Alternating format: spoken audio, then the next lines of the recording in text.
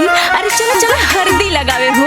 अरे सुना तने धीरे ही लगावा हो, बड़ा सुकुवार बाड़ी हो।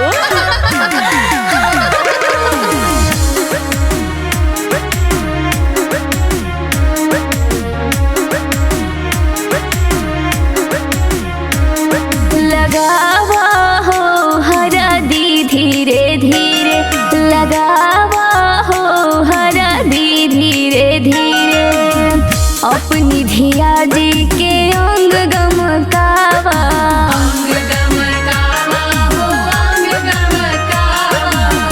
हई सुकवारी सखी ऐसे न सता